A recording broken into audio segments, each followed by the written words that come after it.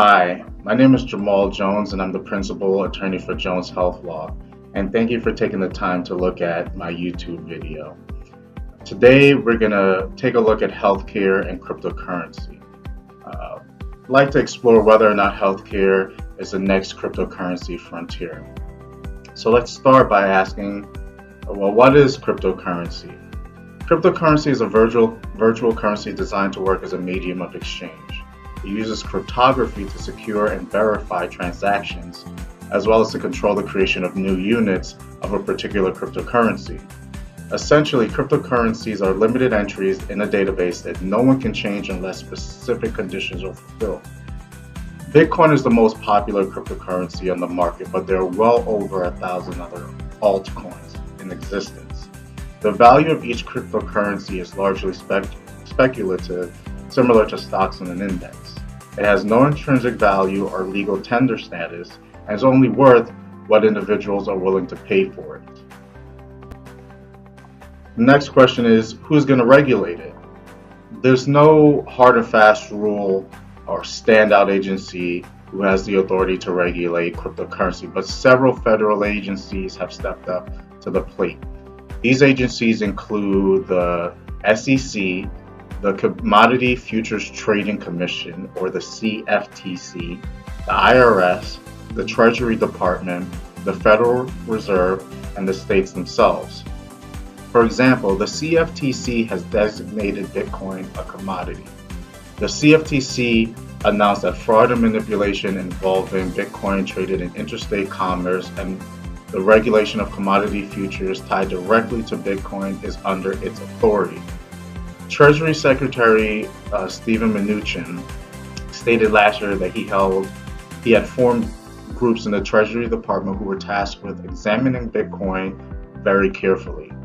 The SEC and the CFTC held a joint meeting stating that the two bodies would work in unison to develop a regulatory framework with varying degrees of strictness for regulating initial coin offerings, or ICOs, blockchain, and other digital ledger technology. The White House has stated that they are still studying and trying to understand cryptocurrencies and are not quite close to the regulation stage.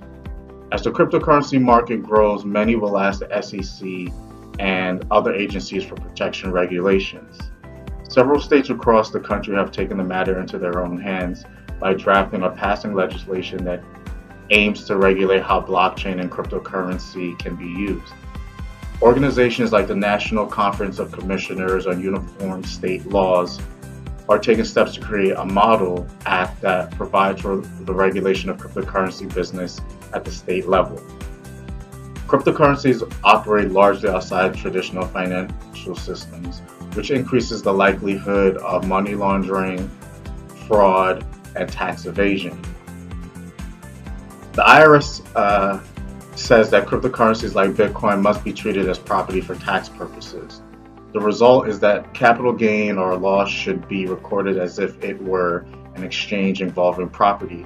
It should be treated like inventory if it's held for resale. The IRS stated that if the cryptocurrency is used as payment, it should be treated like currency but must be converted and its fair market value checked on an exchange. Many states have not passed laws to significantly regulate or provide guidance on how to use cryptocurrency. A few states have tried to define cryptocurrency as a form of legal tender, subjecting it to the same rules and requirements as traditional money. These states have attempted to accomplish this through amendments to existing definitions by statute of money, of course, to include or exclude digital currency, and other states have provided opinion letters or some other form of guidance. In June 2017, Florida Governor Rick Scott signed House Bill 1379, which expands the Florida Money Laundering Act to expressly prohibit the laundering of cryptocurrency.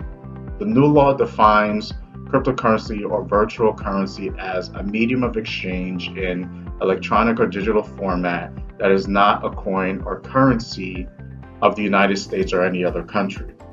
This bill took effect on July 1st, 2017. The IRS has stated that in some environments, Cryptocurrency operates like real currency, but it does not have legal tender status in any jurisdiction. Therefore, cryptocurrency must be treated as property for U.S. federal tax purposes. In other words, general tax principles that apply to property transactions apply to transactions using cryptocurrency. This means, for example, that wages paid to employees using virtual currency are taxable to the employee. They must be reported by the employer on a Form W-2 and are subject to federal income tax withholding and payroll taxes. A payment made using virtual currency is subject to information reporting to the same extent as any other payment made in property. Some of the benefits of cryptocurrency are healthcare providers can save money by using blockchain technology and cryptocurrency. Providers can reduce or eliminate banking fees, and cryptocurrency bypasses the middleman, which in this case would be the banking institution. The money saved can be significant and might be used to purchase new equipment, remodel the office, or store it in a practice's digital wallet to hopefully accrue value and interest. The cryptocurrency market is very volatile due to several reasons, such as regulatory concerns. Providers may want to keep that in mind before deciding to accept cryptocurrency as a form of payment for the services that they provide to their patients. Many big players such as Microsoft, PayPal, and Dish Network are already on board with the blockchain cryptocurrency revolution. Alphabet, which is the parent of Google, has an artificial intelligence department called DeepMind that is building a blockchain system that is intended to be used for healthcare providers. Like any other form of technology, there's always a downside, and that remains true even for cryptocurrency.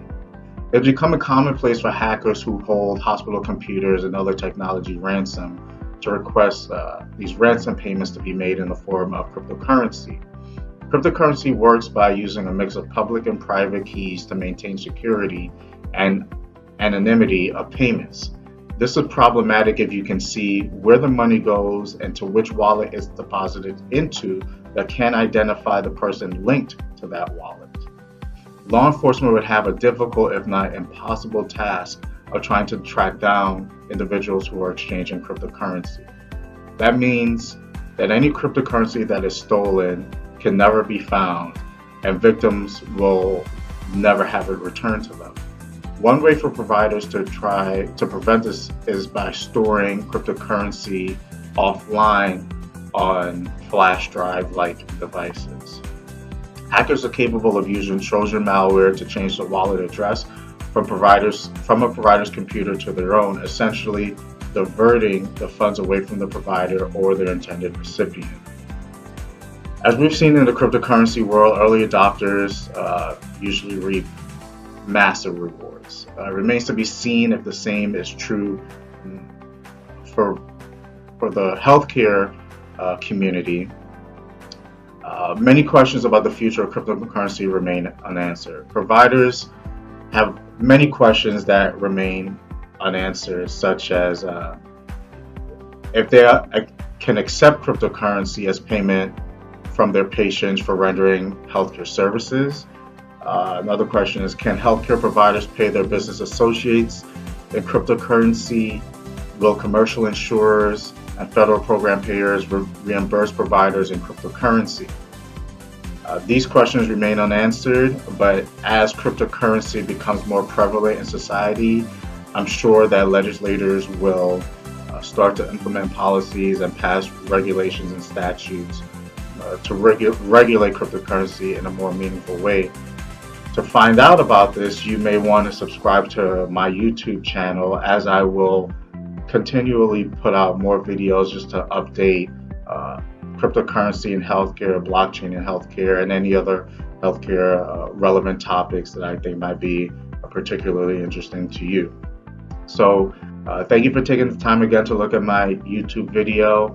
And if you have any questions from myself, please call me at 305-877-5054, or you can email me at jrj@joneshealthlaw.com, or visit our website at www.joneshealthlaw.com to find more information out about our firm.